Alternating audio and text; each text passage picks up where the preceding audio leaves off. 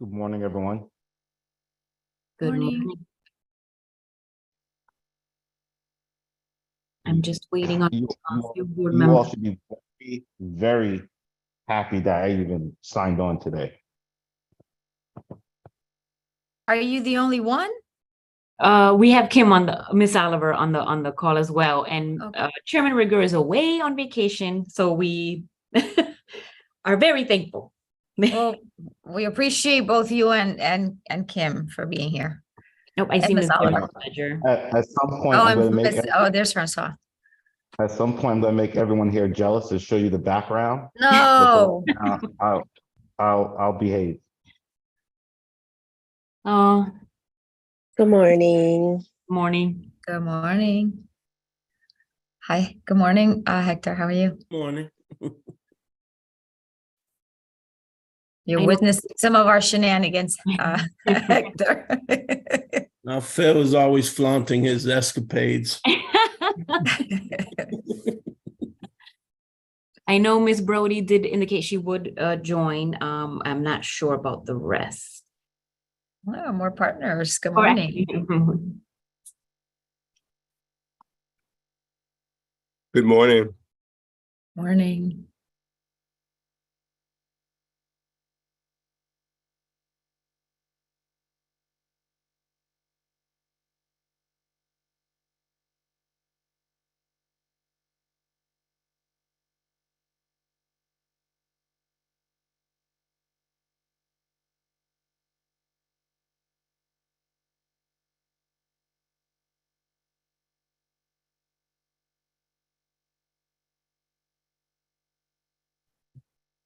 Let's give him another 2 minutes and then we can get started.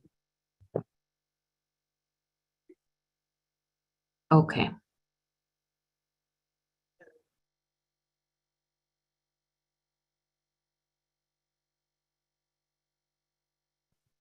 As we wait, I will give you guys a quick view.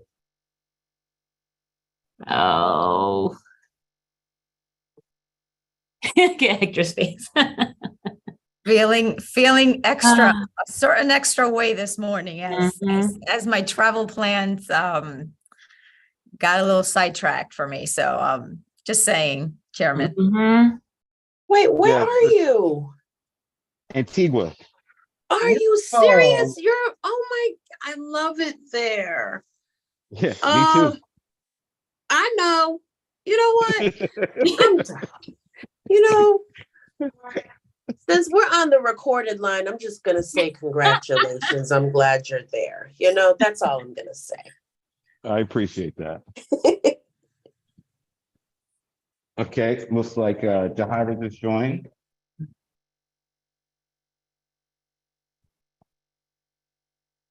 Yeah, so we do have 4 board members if you'd like to get started. Yes, I think we should, and I appreciate everyone's patience.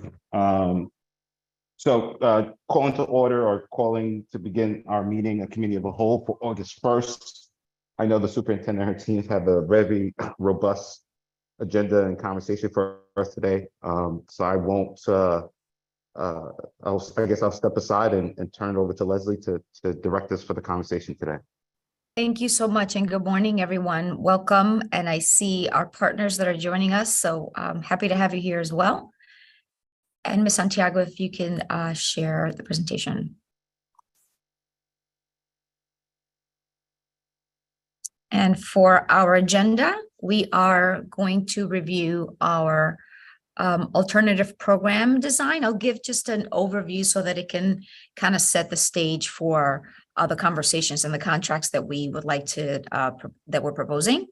We're going to understand the scope and the services offered by our Hope 1 and Hope 2 and our piece of the pie. They are key elements and programs in our continuum of post-secondary success and supports for our students. Discuss how it aligns to our strategic operating plan, and then dive into the review of the contract and the details. So I'm just going to spend a few minutes. This is a slide that should be familiar to some of us. It is our framework for alternative programming, and it aligns to our strategic operating plan in that we are focused on providing a system of tiered supports across all grades. Specifically at the high school level, it is very intentional in the design because we want to make sure that it aligns with a continuum of support for secondary success, and what that means for post-secondary success. And what that means is, as students progress, transition to ninth grade, and as they progress through the grades, we want to make sure that they have the support so that they can stay on track to graduate and have the necessary skills and supports to be successful after they leave us. And so a quick glance here.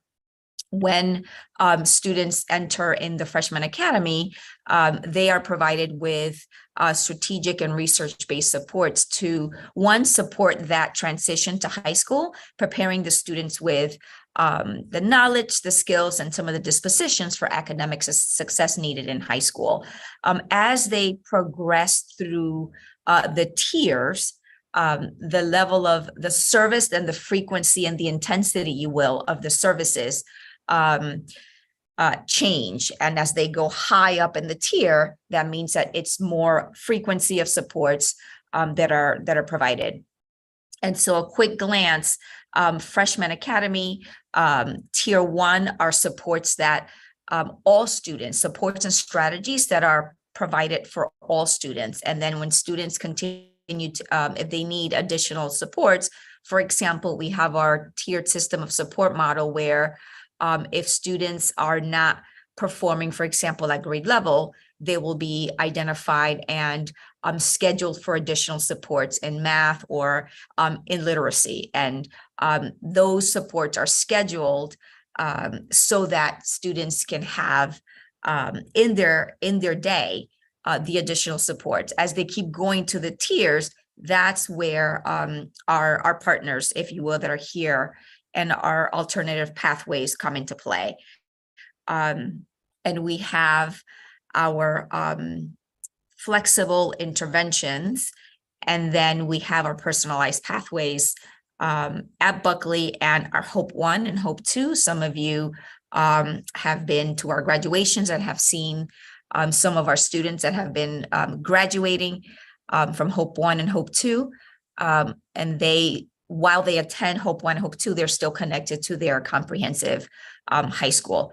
That is a very quick overview of our programs. And I believe Chief Black-Burke, you are ready to go to give us a deeper look at Hope Academy, some background. Yes, thank you. Good morning, everyone. Just a little bit of background on Hope Academy. Hope does offer our students academic credit in core content classes, and I won't read those. They're listed right there. So just wanted to lift that up, that we do offer students academic credit in our core content classes. Certified staff are working with our students utilizing project-based learning, and students participate in internships and programming that really does help them with healthy lifestyles, developing good character, citizenship, and again, really helping them to achieve academic success. What's important is Hope Academy 1 supports students from Hartford Public High School, and that is housed at the Sigourney Street Boys and Girls Club. And through our strategic operating plan and the CSD's ARP ESSER funds, we were able to expand Hope Academy, and we added Hope Academy 2, which is housed at the South End Boys and Girls Club and supports students from Weaver and Buckley. So that's a little bit of background on Hope Academy. Again, tying that back to what the superintendent previously said in regards to alternative pathways for our students. You can move to the next slide, Christina. Thank you. And so I'll begin, and then I will tag in Chief Davis Googe. So right now we are looking at renewing our contract with the Boys and Girls Club for use of their space. And I'm going to pause right there, and I'm going to tag in Chief Davis Googe. Good morning, everyone. Hope everyone is well. I believe Chief Blackburn is tagging me into just to discuss how the funding is disaggregated. So in total is 148,288. These funds are divvied up between custodial services and facility usage. The facility usage, we pay $8,000 per month for 9 months, and this custodial services runs about $4,475 per month. Thank you, Chief Davis Scooge. And I do think it's important to reference that second bullet, that this is something that is managed through the Office of Academics. The Office of Enrollment and School Choice also has a hand in this, as well as the Office of Family and Community Partnerships. So that's the overview of Hope 1 and Hope 2 and this contract renewal. And Superintendent, I'll turn it back over to you. I think I see a raised hand, so we actually didn't check in as to protocol, so I'll pause here. So I think this is where we can ask questions, I guess, just based on the slide here. When I look at the 148,288, and it looks like the funding source is ESSER funding. My question is, can we do more or serve more students, knowing that we have a fair amount of ESSER funding that we have to, well, we don't have to, but I would strongly recommend that we try to leverage and use all the funding that we have, that right at the end of the day in 2024, that balance is zero. Yeah, thank you for always thinking about the sunsetting and our goal to utilize all the funds, Chairman. I think the challenge that we would have here is the staffing that is needed for adding additional students, which we do have students that could benefit, would mean identifying additional staff. And so to the extent that we could hire and find the staff, we could look at that. Now, I don't understand, I don't know, and from a facility perspective, I guess this is our friend that Boys and Girls Club. I don't know if there is additional capacity. I know that Hope 1 was at capacity in terms of the space that was available to us. And I'm pretty sure Hope 2 were very close, if not at capacity already. Correct me if I'm wrong. You're smiling. I'll jump in, Joe, and then of course you can add on. But Okay, yeah, Hope 2, the space allocated with the number of students that are currently allocated for Hope 2, we are at capacity, but I will turn it over to Mr. Bumpers to find out if there's any wiggle room there.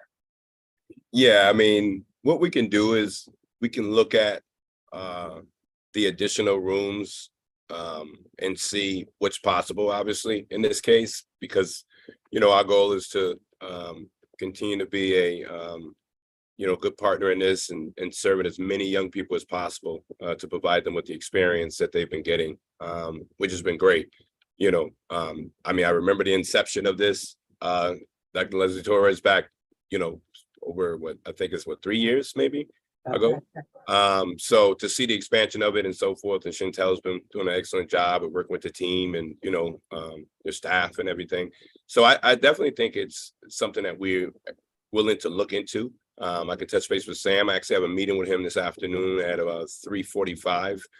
So I can definitely bring this to his attention and, get his thoughts, and then, look at the structure of the interior, of the rooms and see what we can do. Yeah. I think the one thing is that when you transition into time, I think that may be when we look at that, when the kid transition, and the staffing coming in. But sorry, Dr. Torres, we'll look at that though and see how we can support if possible. And Chairman, on our end, we can also think about the students that are coming in, right? Sometimes we get students that have not been with us and have additional needs. So certainly is an opportunity for us to examine with the backdrop, right, of the staffing needs. And just for clarification, are we able, knowing that the funding, at least at this term, would be, for another whatever year, are we able to use ESSER funds to help with staffing if we do have the capacity? Yes, we are. Okay.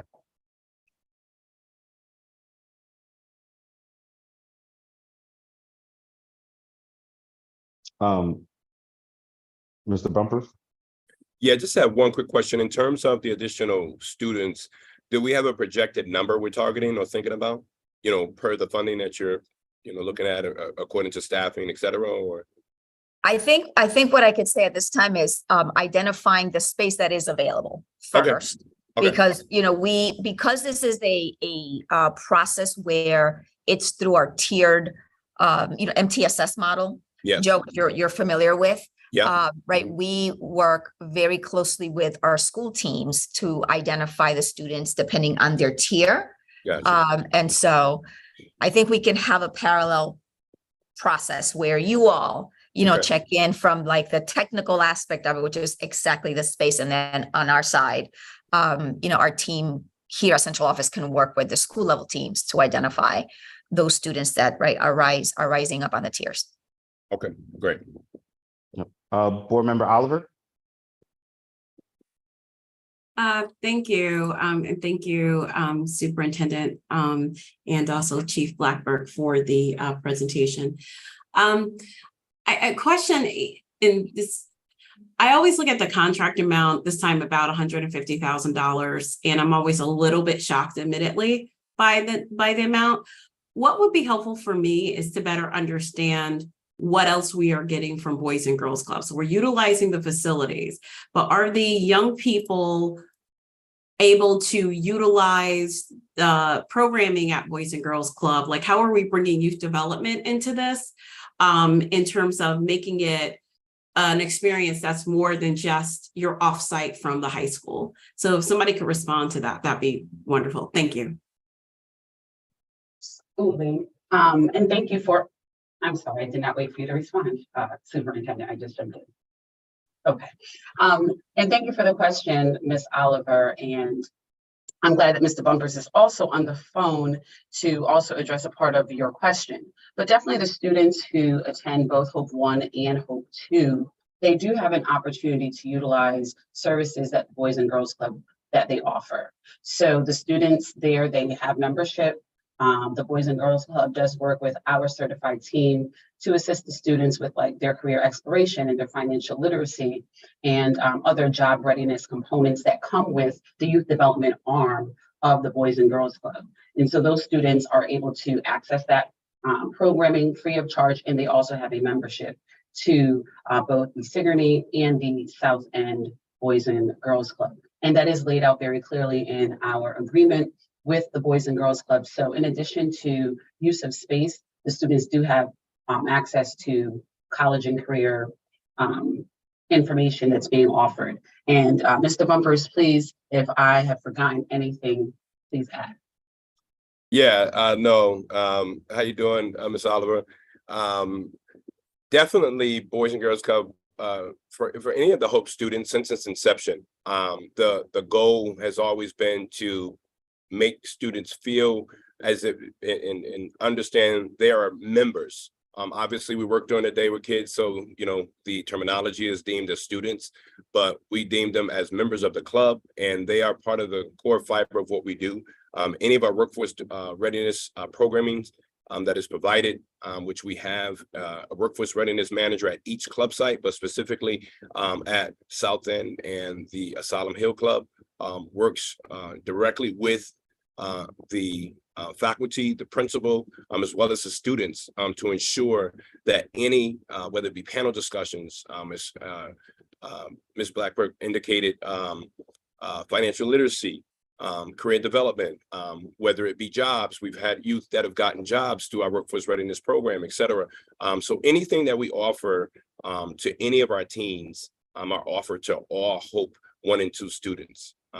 College tours, HBCU trips, which we've taken kids on this year, et cetera. So we could provide a synopsis of some of the opportunities that have been provided throughout the duration of this past year, to just give some contextual information, you know, for you to be able to see that. But when they register, all services are afforded to them as any other kid coming into the program. Thank you.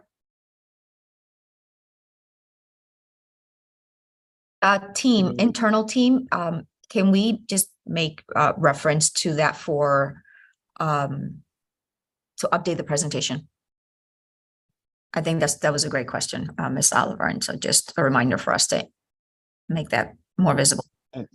And I do want to elaborate a little bit. So I think that's a great question, Kim. So for me, it's and Mr. Bumpers, thank you for the explanation.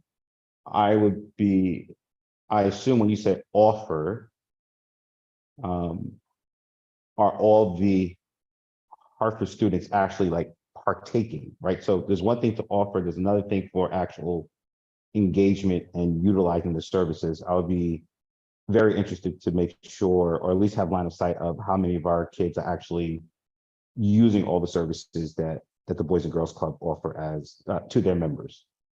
I'm not sure if you have that type of tracking, but we'll love to have that. Yes, we actually do. We track all the students. We have a My Club Hub system, which is our data tracking system that we use. So we do track any of our students. We also have a tier level approach in terms of what we offer for entry level students versus students who are part of their they transition to tier 2 and 3. So we do track the information that is any programmatic components that students are obtaining. And to your point, I mean, obviously that operative word offer, with the school day component, we have developed a curriculum, which is part of what we offer our workforce readiness members, which is actually being implemented during the school day. So that version is offered for all the students during the time that Boys and Girls Clubs with those kids, with the students during the school day. And then from a transitional period, reason why I mentioned offer, because obviously as Dr. Berg inquired about, mentioning kids are able to take advantage. The one thing that we try to do is make sure that they understand that this is for you. But we also want to, they have to cooperate with that in terms of that. So yeah, we definitely have the data. And we can, provide that. I'm not sure I'm filling in today, just as an FYI. So I'm not certain what the next meeting consists of, but we can actually prepare something. Or if we can, over the next, couple weeks or week or so, we can prepare something if it's something of that nature is needed, or prior to the start of the school year, to give you an overview of, what has been done. And, even what our forecast consists of as we look into the new school year. Thank you. Looks like we have another hand raised. Board member Ledger. Good morning, and thank you so much for the presentation. It was very thorough. It's very informative. I have a question with regards to the college tours. Is it possible with regards to spending down with these funds, looking at students from the other area, Hartford Public Schools, the other schools, maybe offering, participation in that, if that is an option, or if that's something that, can be possibly put on the table? Yeah, so from any of the students that attend any of the high schools in the city, with this Buckley, Weaver, Hartford High, they have access to those specific clubs. So what we would do is we would be able to go to the school, set up tables or talk with guidance counselors, et cetera, to be able to recruit individuals that would have an interest, or we can work to develop a partnership with the schools from that standpoint. But if any of our kids are registered and they're from any of the high schools, and they become part of that tier level program, they can definitely participate in those college tours, et cetera. And obviously, it's according to funding that we receive. but definitely that is available to any of the youth that come into, any of the facilities within the city of Hartford that we have, which we have 5 standalone locations. Thank you. And can you just touch upon like what does the college tour look like? Like where do you go? What Oh, colleges you okay. visit? Yeah, absolutely. So what happens is that in terms of the team, the workforce readiness team will take get an assessment. Basically, there's a career assessment that's provided to the young people, because one thing we don't want to do is sort of impress upon them where we think they should go. Some people have alma maters, et cetera. So in this case, what's done is the career assessment or survey is conducted to see what is the career interest. And then from there, we look to schedule various college tours, which would be, we've taken kids to UHeart, we've actually gone to Mass. We've also taken youth to the most recent HBCU college tour. They went to Howard, Delaware State, and Hampton U, which was during the April vacation break. We took a group of 15 students down, 16 students actually, that were taken from the Boys and Girls of Hartford. But in terms of any other college tours, like whether we're going to do the local ones, those are scheduled according to the availability of the school through our team. And those will consist of learning about the offerings that the college is offering according to what the particular student's level of interest is. A college tour, campus tour. We do also feed them. We want them to get that lunch experience when going to college as well. And then being able to have a admissions discussion, as far as for what the admissions consist of. And we also have been working with individuals regarding FAFSA, because one of the things we understand is that, we want kids to be able to have that access to, go to college and understand there are ways to get to college, but with the students, but as well as with the parents. Because as we all know, that it's very critical that parents are involved in the FAFSA process in order for kids to be, even to submit the information. So.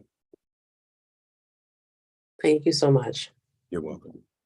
Can I just add that we do have and thank you, Mr. Bumpers. We do have other partners as well that offer the HBCU tours that our students also have access to, Ms.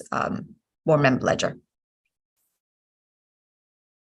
Thank you. Superintendent, if I could just add to that quickly, in addition to the additional partners, that is something that the team here, the internal team here, they definitely share that widely for students to have access to that. So I just wanted to make sure that was clear to our board members. So we are sharing all the opportunities for college tours with our students that are available.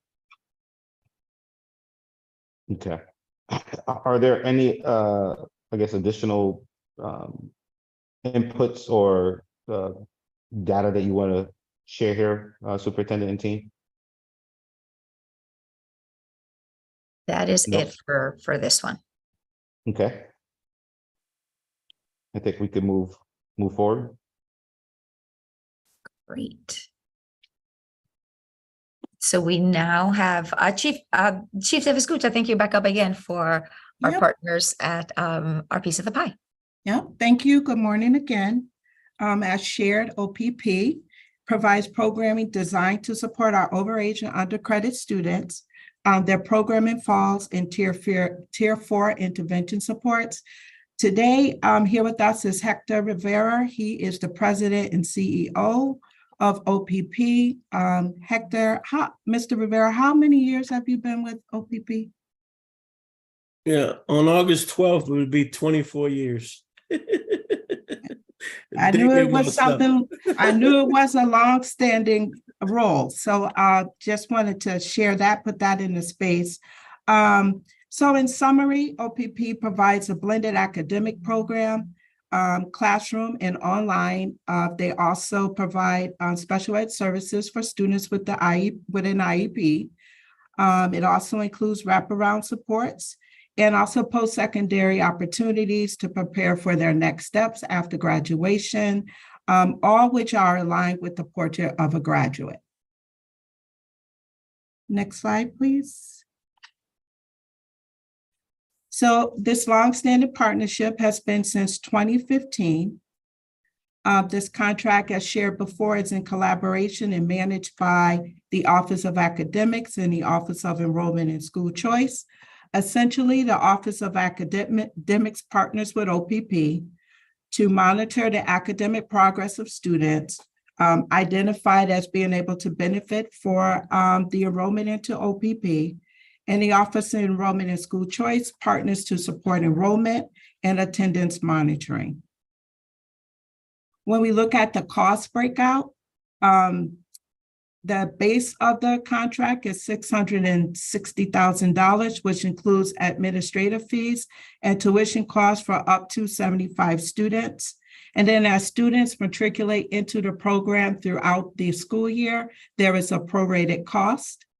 And then special education costs are reimbursable on a monthly basis. Next slide. The performance managed touch points include a biweekly meeting where where student enrollment is monitored and attendance data is constantly being reviewed. There's also a quarterly report that talks about our attendance metrics, credit attainment, and earned credits. And then there's an end of year summary report. This report has been received from OPP and will be shared with all once we do our internal meeting, just to talk through the report. Mr. Rivera, anything you want to add? No, just to bring a little clarity regarding the partnership and the model. You know, the main focus of Opportunity Academy is to start to work with the disconnected and disengaged students who are either in jeopardy of becoming that or have already met that characteristic. Heavy engagement to get them re-excited about education, stabilizing them in order to get them to start coming to school on a regular basis. You know, every student goes through a set of assessments, both academic, career-wise, social, emotional, so that we can get an entire profile, what's the best fit and journey through their educational experience at OPP. OPP has the ability to provide more than just the educational experience. You know, a long time ago, we had some research done where we learned that with young people that have become disconnected or disinterested in education, coupling career with the experience is a successful blend in order to get them to focus on both. This past year, about 37% of the students at OA had a paid internship, service learning projects, close to 400 hours each. The reason that number's not higher is because we don't want to put a young person in a dual role if they're not absolutely ready for it. If we see that young people can't handle both experiences, we do recalculate in order to get them back focused on education. Post-secondary preparedness is transitioning is also part of the mix. Social emotional development. I think our biggest component of the model is the wraparound. Every young person is coupled with a youth development specialist. That youth development specialist becomes like an de facto mentor for the young person, handling all the barriers, all the additional resources and supports that a young person may need. Some of them are monumental. Things like housing, transportation, childcare, the ability to earn in order to put food on the table. You name it, we've seen it with the students at OA. This year, in addition to having our social worker on site, OPP has, for the first time ever, have full-time clinicians. So if there's some additional supports in that area, we can provide that now. Financial literacy, life skills, for the students who are just coming into the school and are a little younger, rather than putting them in a earning experience, we might put them in our youth businesses, of which we have 4. We have IT and technology, we have a carpentry shop, we have audio and visual, and then we have a broad art program, which is blended into the model also. The school, like we always say, we always talk about it, we could do more. OPP is always pounding the ground to find additional resources and opportunities to provide a more robust experience for the students. But the students at OA are considered full-time members of the organization. Therefore, they can access any other program that we might have in our program complement. So in a nutshell, that's the whole the model. So the model also is half-time web-based learning and half-time blended learning, so that each young person can go through the individualized learning experience as they matriculate into graduation status. To me, the stories are heartwarming every year, because a lot of these young people come from very, very drastic educational circumstances when they first engage with us. But again, appreciate the partnership. And like we do, like Sherry said, we meet bi-weekly to continue to work on what we can do and do better on behalf of these students. Thank you. Want to see if there's any questions from my colleagues. No questions on my end. Just appreciate the work. Mr. Johnson, just give me 1 second. Ms. Oliver has her hand raised. Good morning. I'm chuckling because Reverend Johnson, just a moment, but thank you for the presentation on this. My question, and maybe Superintendent, this may be more for you.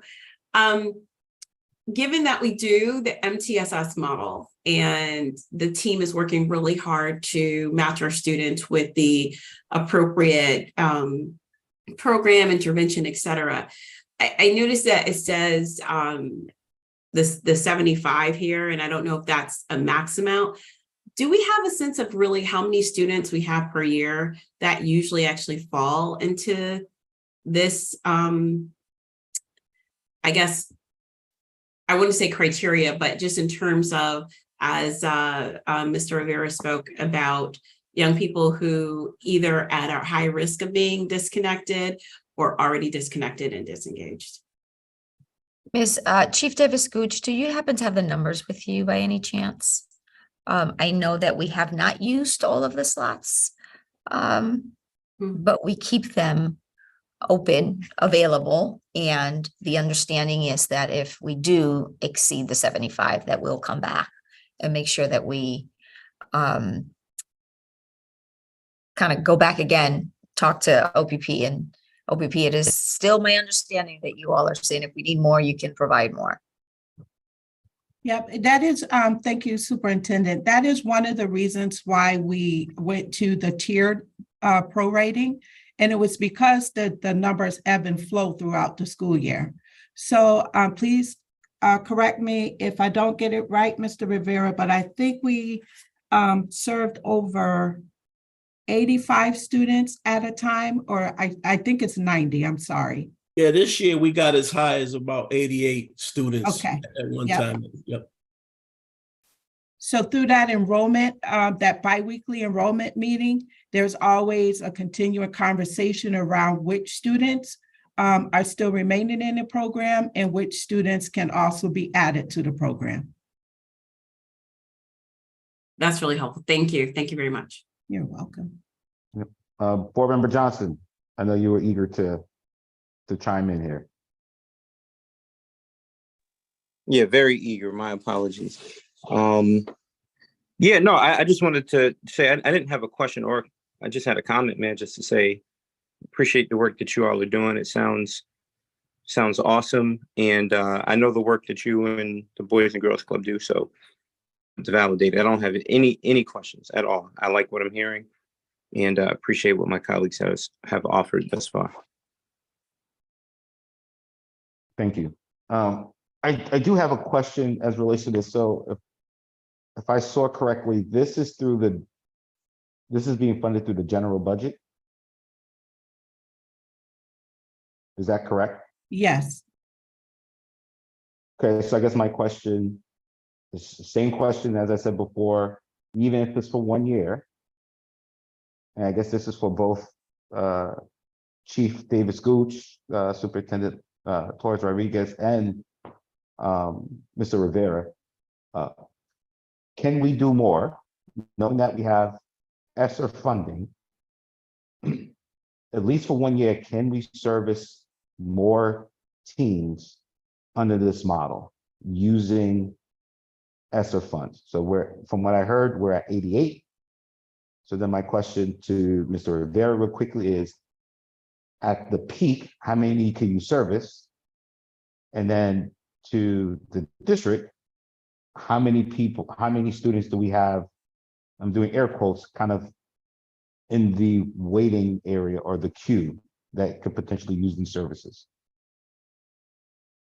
So I guess first question, Ms. Hector, how many students can you service? So And- historically, and- the model has served as many as 150 at a time. But like I said, you know, it would take, it wouldn't take a lot to ramp up, but it would take a lot of strategic discussions with the district itself. Okay, so at 150, does that require additional staffing? Yes, Okay. So I'm hearing roughly, let's call it a 65, potentially 65 students. We could take on more. yeah, currently we're in the low 60s because we just had a graduating class, and we had some dismissals based on disengagement. So we're in the low 60s right now. So we are currently working with Dr. Shakur and her team to recruit and ramp up for the September start date. So I don't want to get into the details here on this call. I would say Leslie and Chief David Gooch and Chief Foster, knowing that the model itself can go up to 150, we'd love to see if there's a way we could leverage some extra funding to just service more students, right? Knowing that is right, the money's going to run out in 2024. I completely understand that, but if we could service X percentage of kids for at least one academic year, I think that's X percentage of the kids that's better off than us not doing anything.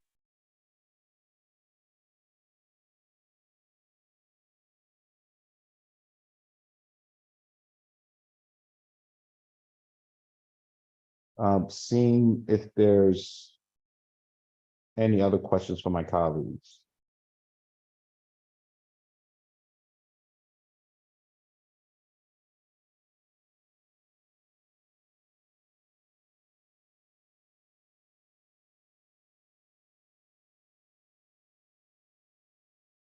No.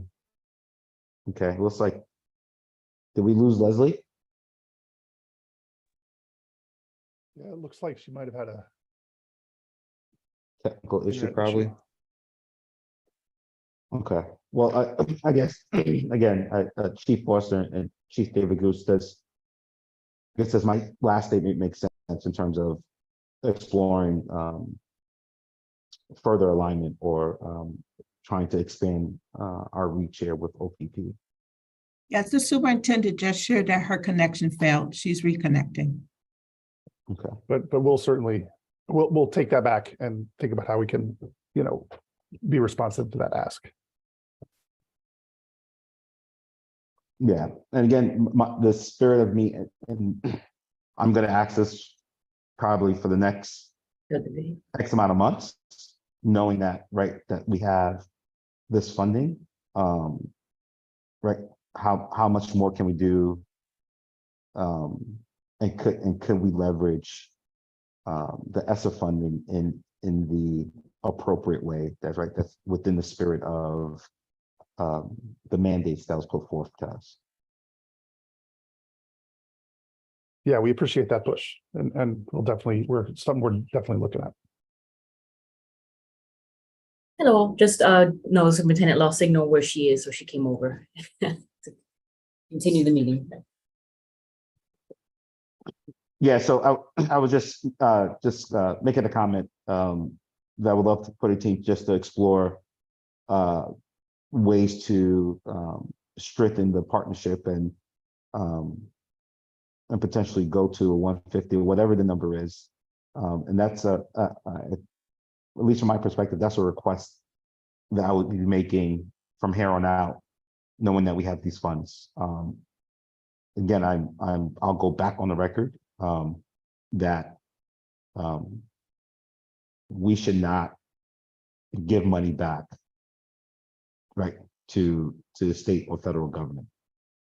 They gave us these funds, and we should make every effort to spend them in the most appropriate and efficient manner as possible. And if that means augmenting or amplifying some of the great work that's already taken place, then we should certainly look at that and figure out a way to continue to do that.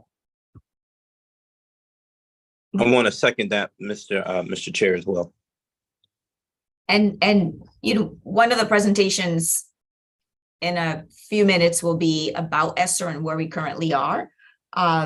And so we'll do a couple things. One is the request about Hope 1 and Hope 2. We'll approach it the same way with OPP from our tiered intervention process to determine, right, the needs that our students have, especially as we kind of get through quarter one, where we'll be able to determine whether or not those 4 to 6 weeks of intervention worked and a student has to go up to the next tier. And simultaneously, we'll continue to think about the ESSER spend down in a way that we can maximize the funds while being mindful of right, how to sustain or continue post 2024. So yes, thank you for putting that front and center, Chairman.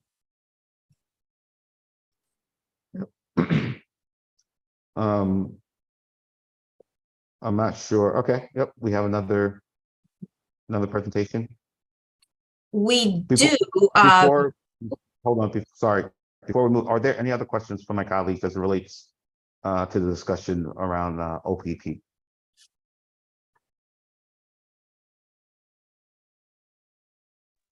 Okay, I'm all set. Thank you. Yeah. seeing none, Superintendent? Yes, and I know Deputy Foster, I believe there was a scheduling conflict with the partner. And so 2 things we can do. We can do the overview of the contract and then have obviously the partner there at the board meeting, or we can hold and we can also add it to the agenda for the August 8th.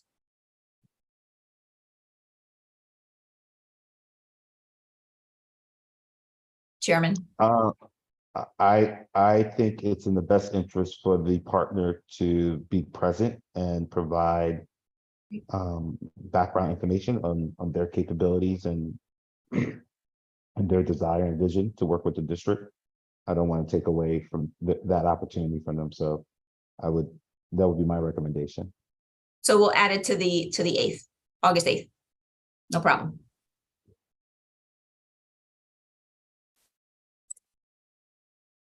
So we can now move over to our overview of ESSER spending plan. And this is an important conversation about our COVID relief funding, right? We were initially awarded just about 3 years ago, and how we plan to effectively and efficiently invest the money over the next year to make the biggest impact, knowing that the fall of 2024 is the key date for us. So what we're going to do is we're going to just do a little look back at the purpose of the relief funding, right? COVID relief funding, we usually refer to that as ESSER. Going back to the foundations of our application, which included the must-wins and the allocations and the very specific investment principles that were informed by conversations with our board, with our community, and by best practice and research. And also reviewing our spending data, followed by an update on the actual spending plan as we move forward, the 23-24 spending plan. And we're going to close out with just a review of our required timeline and then engage in some conversation. So our COVID relief funds have been, a significant, major funding for us, which has allowed us to do a lot. We've been able to design and take on the work of accelerating recovery for students and staff. And the district successfully, we were very successful in applying for the funding, a model application. And the funding were in 3 different buckets of COVID relief funds that were made available by the feds to the Connecticut Department of Education. So a brief recap, if you remember ESSER 1, right, March 2020, so Congress set aside approximately $13.2 billion of the $30 billion that were allocated to for the Education Stabilization Fund through COVID relief. And there was the CARES Act for the elementary and secondary relief funding. And then the department awarded the grants to the SEAs, the state education agencies, with emergency relief funds to address the impact that the pandemic had and continues to have on elementary and secondary schools across the nation. Then there was ESSER 2, COVID Response and Relief Supplemental Appropriations Act in 2021. That one was signed into law later in 2020, at the end of 2020. And that one provided an additional $54 billion, across. And so you see these funds represented in yellow, inclusive of both ESSER 1 and ESSER 2. Now, ARP, the American Rescue Plan, was also signed into law. And this is what we call ESSER 3. And for, you see there how it's laid out for us. And then Hartford Public Schools was, again, successful in applying for funding across all the 3 buckets, totaling $144 million. So to access the funds, we had to submit the applications to the state, outlining our plan to use the funds after we got approval from you as a board. And the state was very explicit. They issued guidance for eligibility and how we could use the funds, which of course we were and still are obligated to follow. And the statewide priorities you see here are represented, and we're showing those because they're very similar to ESSER 2, and they're in alignment with our commitment to equity, and the ARP ESSER represents the bulk of the remaining funds. So you'll see here how they are the alignment, the parameters. And on the next slide, I'll go into the must wins. This is a visual that we have all seen. The 4 areas of investment in academic and social emotional support, very explicitly aligned to the DME priorities, because if you remember, what we did not want to do was what many other districts across the country have done, which is, they have their strategic plan and then they have ESSER on the side, which I guess, works. I guess it could work, but we wanted to be very intentional in aligning our work and our strategies. And so designed with hours of input from various stakeholders, and it has been the foundation for how we make the investments of the relief funding. So a quick review, expanded learning time and targeted support opportunities inside and outside of the school day. This is where our summer school, our intersession planning, our Saturday academies fall, as well as staffing models like class size reductions in the lower grades, and then in 9th and 10th grade to support the tier 2 and tier 3, which, by the way, we were just talking about in the contracts that we were just reviewing. Also increasing support for teachers and school leaders, because we wanted to make sure that while these funds are available for 3 years, how could we build capacity in our staff now to secure, right, their capacity moving forward. And so we wanted to tend to the needs of our adult as well. We also had a commitment to connecting every student to an adult advocate and expanding those wellness supports. And this is where our partnerships, right, were front and center, and the expansion of our community schools model. And lastly, work that we are still diving into is cultivating a sustainable teacher pipeline. A lot of that you have seen with our recruitment efforts, and you will see in this year some of the things that we have that we were scheduling to do in this 3rd year, which is around some of the leadership pipeline. So you'll see some of that in the coming months. We've also at the bottom of the slide here, we have the equity innovation grants. That was initially it was a smaller amount of money that was set aside for schools to apply to work on projects that they wanted to either test out or expand.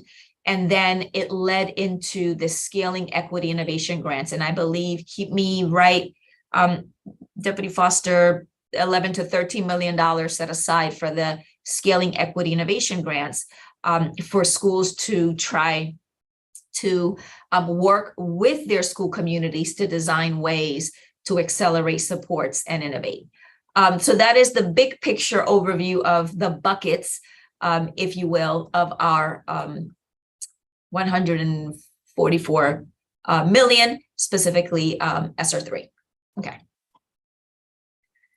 So I'm going to now tag in Deputy Foster, if you can then give us an overview of where we are with our spending, and then the thought process for the investment of the remainder of the funds. Sure. Thank you, Superintendent. So what you see here is just the high-level summary of where we are on ESSER 2 and ESSER 3. So the second 2 of the 3 kind of COVID relief grants that the superintendent talked about. And what you can see here, I've got the spend down deadline, right? We have until September 30th of 2023 for ESSER 2. And, you know, the footnote there is talking about the fact that, you know, we're very intentionally spending that money first, since that expires the end of September, to make sure that that money is spent down first. And then, you know, we'll pivot to spending the remainder of the ESSER 3, and I'll walk you through the spending plan momentarily. And so you can see of the 144 million across those 2 funding streams, we have currently expended or encumbered about $80 million. Now that is as of June 30th, and I want to be fully transparent in saying we are deep in the midst of year-end close. And part of what that means is funds that were encumbered before the end of the fiscal year on June 30th, we're still paying some of those bills. So I'm saying this is as of June 30th. So I wouldn't want you to hold us to every sort of dollar when you look at this chart, because obviously we are in the midst of that year-end close process. But based on the fact that we've, you know, 144 million in total, 80 million expended or encumbered as of June 30th, that leaves us going into the 23-24 school year with about $65 million remaining in this kind of critical funding stream. And I do want to highlight the second footnote on this slide, just to note that in ESSER 2, there was a holdback where a certain portion of the money, and you can see the amount there in the footnote, was reserved to be used only for PPE. And I'm saying that because I know it, you know, I've heard Chairman Rigger and others on this call this morning talk about, we want to make sure we spend all the money, and we absolutely do. But there will likely be at least a small portion of that PPE holdback that may not get spent just because the need for the PPE diminished, right, as the pandemic waned. And that was a holdback that was, you know, built into the funding source. So I just want to be upfront about that there's this small amount of money in terms of the total that is specifically dedicated to PPE. And we'll certainly work to use as much of that as possible. And I know I see a hand raised. Do you want me to take questions now, or I'm happy to take questions as we go through the deck if it's easier while we're looking at the slide. Yeah, so, and I appreciate that. So just for clarification, so definitely want to spend down in the most responsible manner. So I'm not saying just to spend down, just to spend, fully recognize that there might be a deficit, but at least in adherence to the mandates that the state and the federal government has put down, let's make sure that we spend down.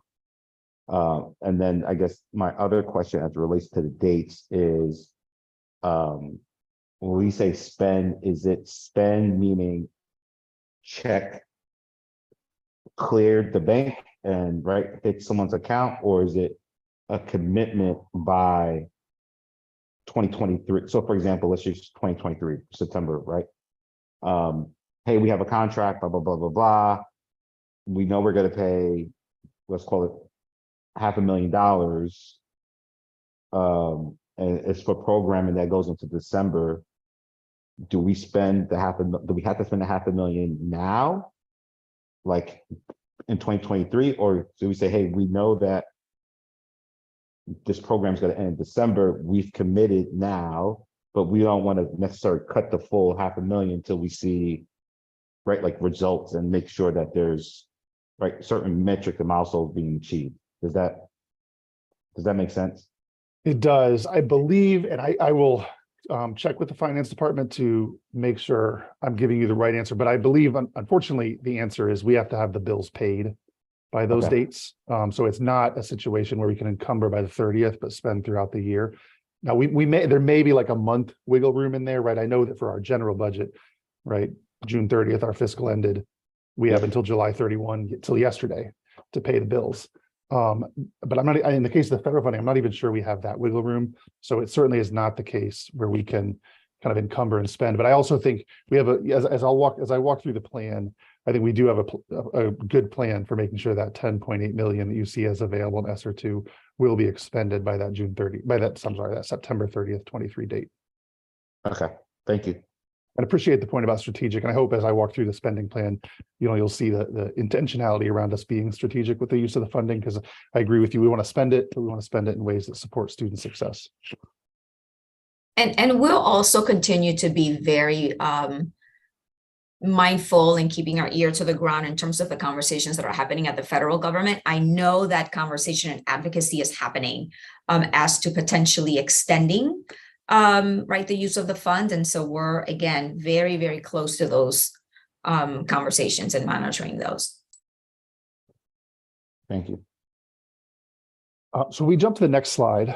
Before we get into the spending plan for the coming year, let's talk about what we spent in 22-23. So the fiscal year that just ended aligned with the must wins the superintendent talked about. And so you can see the spend down across the must wins, and you can see the funding was distributed across. You see the scaling equity innovation grants, which was that funding that was allocated to schools so that they could be strategic, right? We know that schools, they're the most proximate to students, right? And so giving schools the opportunity to identify what is strategic within their building.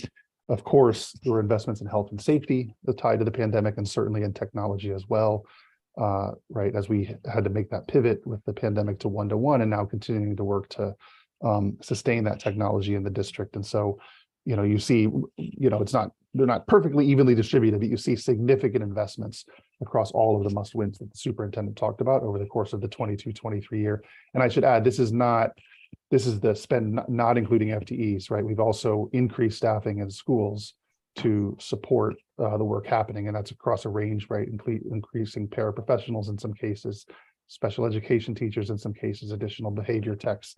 So that staffing investment's not included in this particular chart, but that's another piece of how the money's been used in 22-23.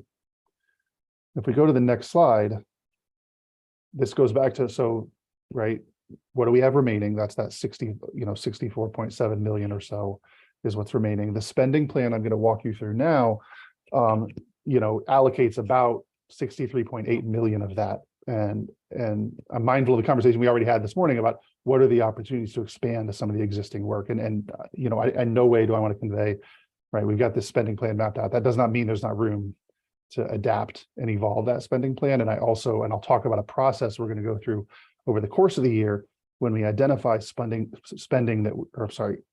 identify items that we had budgeted in this 23-24 plan that are not going to get spent. How do we repurpose that money? So we've defined a process to take that on. So we're really spending in three broad areas. So the extended staffing capacity, which is really what I just described that we did in 22-23. So positions that were added to schools to support in terms of supporting students to get back on track in a post-pandemic world. We're continuing those positions into 23-24. We've allocated 10.6 million in the Scaling Equity Innovation grants to schools. And I will say that those schools they worked over the summer. They developed their SEIG plans. I believe every school has an approved SEIG plan, and actually the funds are available to them and ready to spend today. So we wanted to make sure schools had access to that money right before the start of the year. And so that's ready to go. And they have their spending plans, they have their strategies about how they're going to use that money.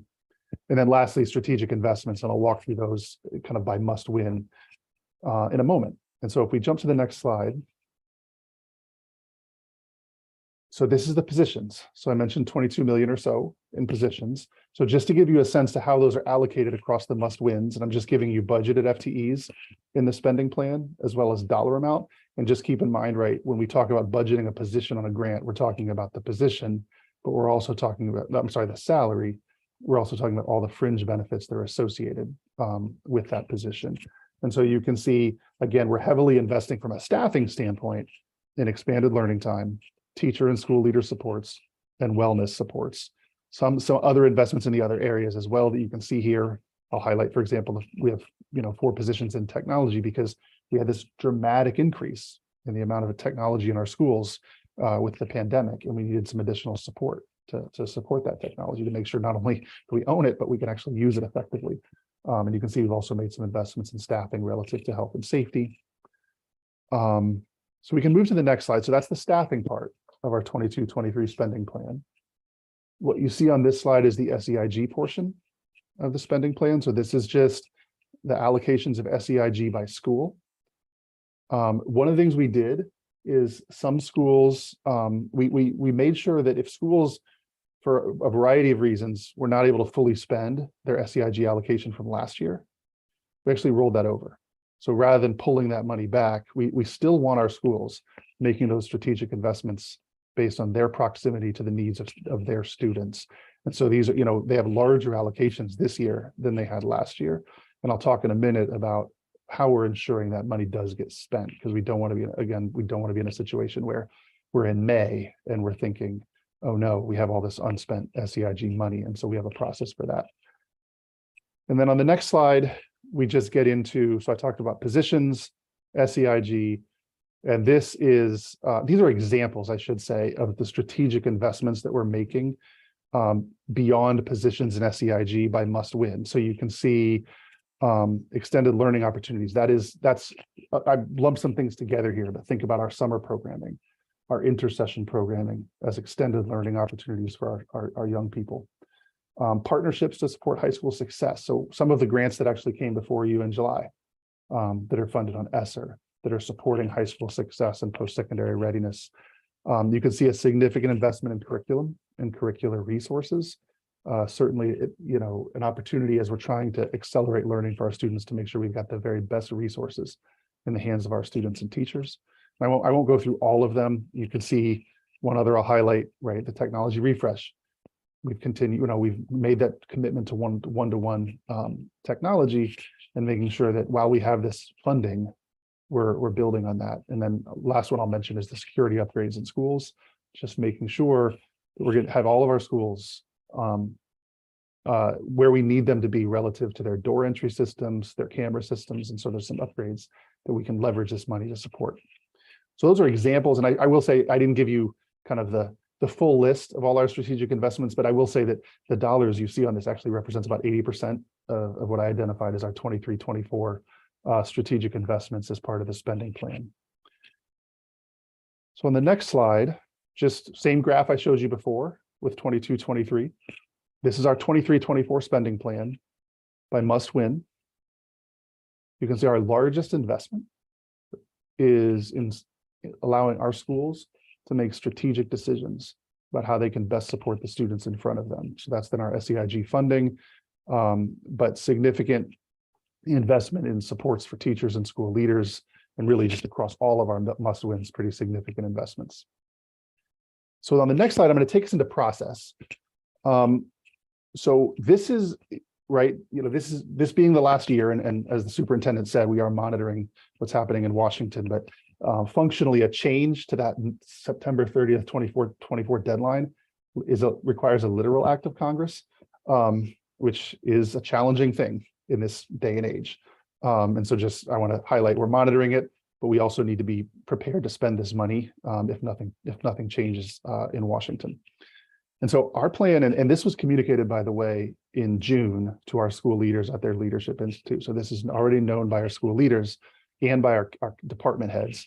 By October 15th of this year, if we have vacant ESSER-funded positions that have not been filled, our plan is to sweep that money, so we're essentially pull that money back, because right at that point you're wondering, well, should we really be hiring somebody in November for a position that probably ends June 30th of 2024, or could we even find someone willing to take a position for 8 or 9 months? And then on December 15th, we're going to do the same thing with non-position funding. And this is across both schools, so the SEIG funding, and across department. And so now here, we're saying encumbering. So the money does not have to be spent by December 15th. What we are saying is you have to obtain a quote, you have to put in a requisition so that we know that that money is committed to a purpose. And we're doing this deliberately so that, at those 2 points in time, October and December, we can identify what is the unspent funding. So money that we had in our spending plan that we are now not looking at being able to spend, pulling that back. And you can see on the bottom of this slide, being very intentional throughout the year with schools and at the cabinet level, having conversations, right? And I'm thinking about things like the conversation we had with our piece of the pie just now, and the conversation we had about hope. And so making sure we have a running list of what are the additional strategic investments that are not presently in the spending plan. So as we identify money in the spending plan that is not going to get spent, we can very quickly pivot and repurpose that funding to something else that is strategic. So that's really the process and the plan to ensure the funding is spent throughout the year. And if we go to our last slide, we'll certainly be back to you in the fall with a fully detailed budget timeline. But I want to give you a high-level preview, because really we're going to have I'll call it an extra complicated budget year as we get ready to write the 2024-2025 budget, because the conversation we really have to have in budgeting for a year from now is, of the positions we funded on ESSER, of the strategic investments we made with ESSER, what is essential to keep? What can we do in a different way that costs less? What can we bring in-house, right? We have to have all of those conversations as part of that 24-25 budget process, because, the last date you see on here in March, when we ask you, when we bring a budget for you to adopt in March for 24-25, that budget needs to reflect the things that we're making a choice to keep, right? The things we're moving into other grants or moving into the general budget that we previously funded with ESSER, but we feel like are too essential to not continue. And so, I won't go through this entire slide, but we want to engage with school leaders around ESSER funded positions, right? So we use our equity-based starter budget to build the staffing allocation for our schools each year. But we want to get feedback from our school leaders, because we added positions to schools using ESSER funding.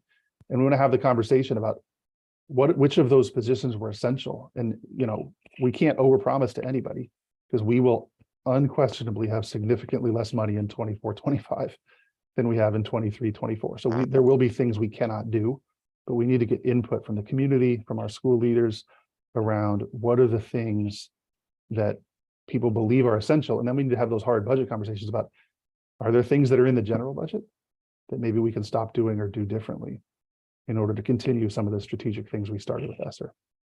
So I will pause there. I don't know, Superintendent, if there's anything you want to add before we open it up for questions. I just want to double click on what are the things that we're going to want to continue that are in alignment with our strategic priorities is key. And I think it was last week at our cabinet retreat where I said that I think this is probably, we've never been in this situation before as a school system. like many others that have had an influx of funding where, right, we're going to have to think about 211 FTEs that have been introduced. And so how do we, shift potentially some of those? Because at the end of the day, right, we're talking about people that these are our team members. They become our team members. They become part of the work that we've been doing in the last couple of years. And so we want to be extra cautious and intentional about that. And we have to do it in a way where, we've taken some steps forward and not to, take more steps back, right? As we kind of offboard. The other thing that I will say is from a procedural procurement perspective, right? We know that a year is a short amount of time. And so we're going to try on our end while we launch the school year to get as many of these contracts and services lined up. But we will need, right, your partnership, board, because as we get things in front of you so that you can review and vet and potentially approve, then, time continues to move forward. And then it's, for us to come back and actualize and implement and execute, the initiative. And so time will continue to move. And so we're trying to grapple with all of those tensions. And so I know that you are our partners in this work. I know you will continue to be our partners in this work. And it's just a new space for all of us. So I just wanted to say that. Yeah, I appreciate that. I don't have any questions per se. The one thing I would say as it relates to kind of the last half of the conversation as it relates to right, like consideration for what stays and what doesn't, I think regardless of where we land, I think having those communication points now with folks, letting them know, like, here's what's on the horizon, not to say that a decision has been made, but just making people aware, right, that there's going to be hard conversations taking place in the next, 12 to 18 months. So it doesn't come, right, so people are not caught off guard when those decisions are made. So for me, I think people in general will respect the decisions that we make as long as we over communicate. Right. I think it becomes a problem if we're not communicating enough. And if you think we're communicating enough, I would say we're not over communicate. Yeah, I think that's great feedback. And I think that'll be a priority throughout the entire year for us to try to message as we go through this process. But I agree with you, we should be starting now. I agree. And that is maintaining the integrity of how we initially developed our plan, right? With stakeholder engagement and input. And so staying true to that through the end is important. So thank you for lifting it, Chairman. Let's see if any questions from my colleagues. Yeah, I don't know how to raise my hand on my iPad, but I certainly Board Member will fall back. Board Member if Johnson, someone else who go has ahead. it. Okay, cool. Yeah, no, I appreciate this presentation. Thank you, Mr. Foster, for coming in and leading us through this. And, looking forward, I know public comment is something that we have at our board meetings. And I know there's a few things as we're looking to draw down on funds that we have, just through our public comment portion, have we considered anything from public comment that we can work with to throw some dollars behind? I know for one example, which something that I know that I'm adamant about because I hear it all the time, is school, it's a school lunch situation. Would there be an opportunity, moving forward to look at some of the stuff in public comment and say, hey, that's something that we can look at? I think we certainly, I mean, we always, as you know, we always take public comment seriously. So I think we certainly take that as one of the data points that should be informing our decision-making about budget. I think one of the challenges, just thinking about the example of the lunches, is given that this is our last year of this funding, thinking strategically about what could we do with this funding that is sustainable after this year, right? And so I don't have the answer for that right now, but I'm just, you know, but certainly the public comment is a piece of data that's really important in the conversation about what we prioritize. Certainly, I appreciate that. And sustainability is always the key, right?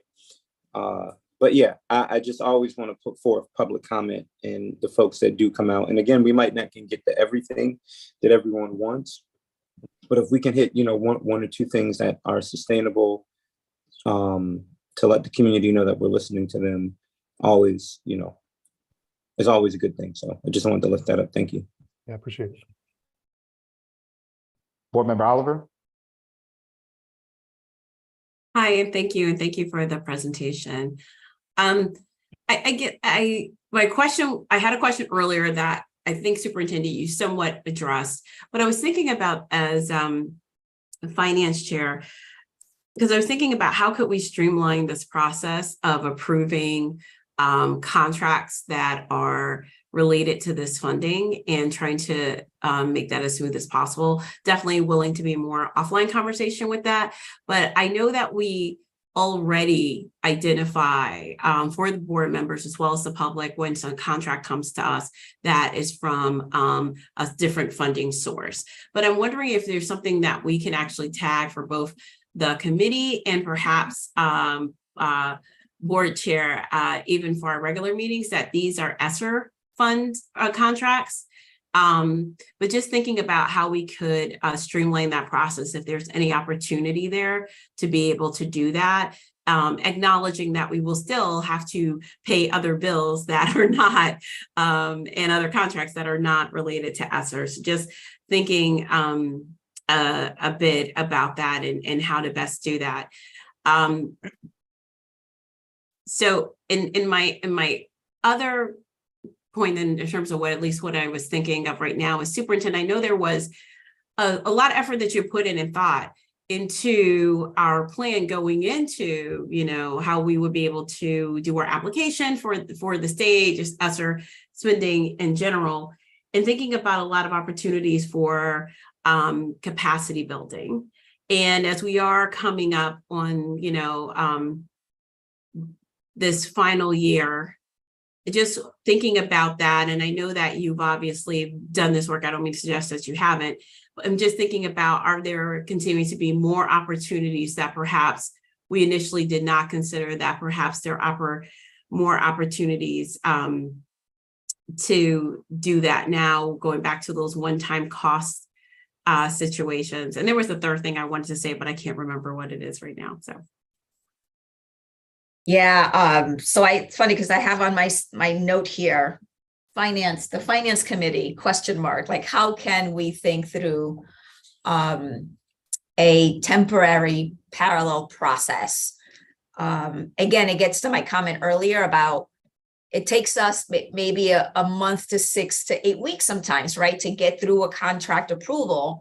And so that gets to the first quarter is done of the year. And then by the time we begin to do the work with the partner, another quarter is gone, leaving us with half of the year. And it's really hard to measure impact or the return on the investment at that moment.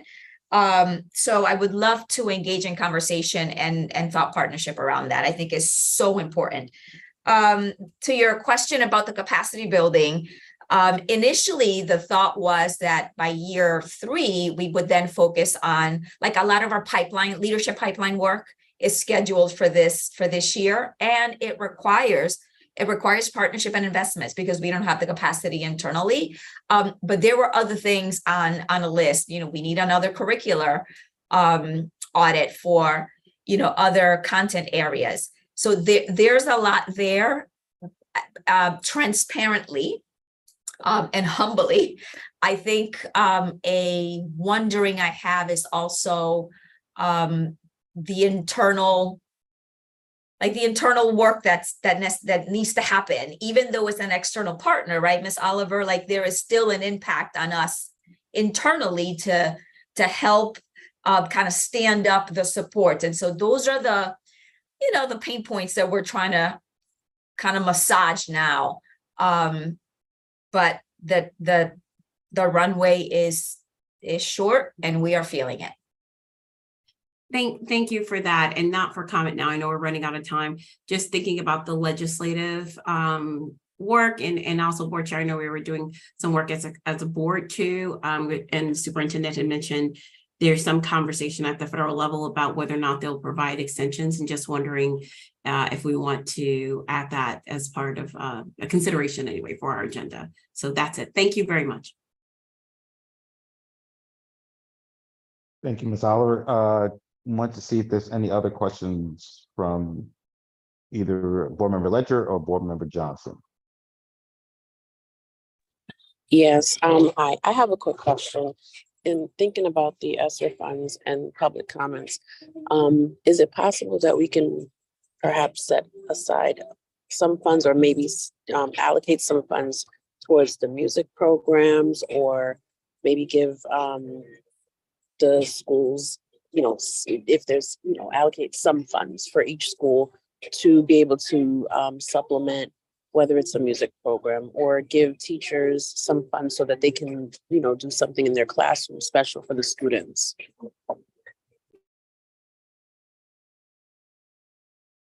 Yeah, we can certainly, I need to go back off the top of my head. There actually is money in the strategic investments in the spending plan for 23-24 to support some of the art and music programs.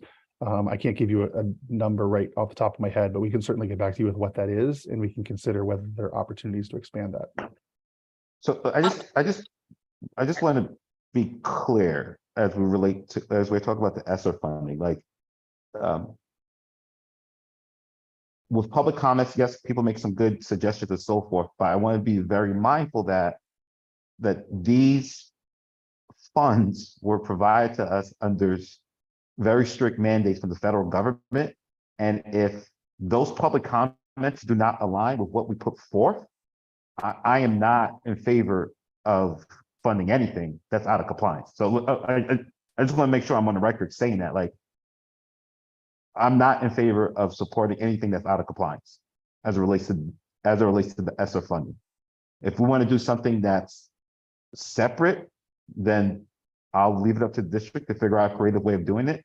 But we're not going to try to retrofit, ask of the public into this funding source that has very strict guidelines. I appreciate that. And yeah, and everything we have in the spending plan is certainly stuff we have looked at through that lens of, is this consistent both with our strategic plan, but also, as you said, with the funding guidelines and commitments we've made to the state and to the federal government.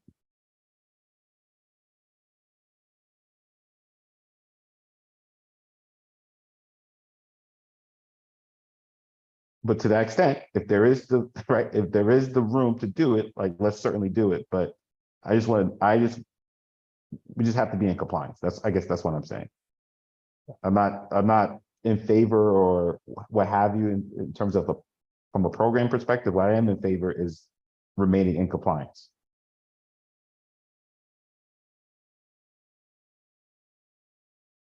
All right. Are there any other questions or comments? And Superintendent, I apologize. I think I cut you off. You wanted to add anything? It was very in alignment with your comment, right? The alignment to the must wins, the categories identified by the state align with the federal category. So similar to what you were saying. All right. Thank you for the time, everyone. I think this was a very robust and insightful discussion. I think we'll have more of these type of discussions, I think on the 8th.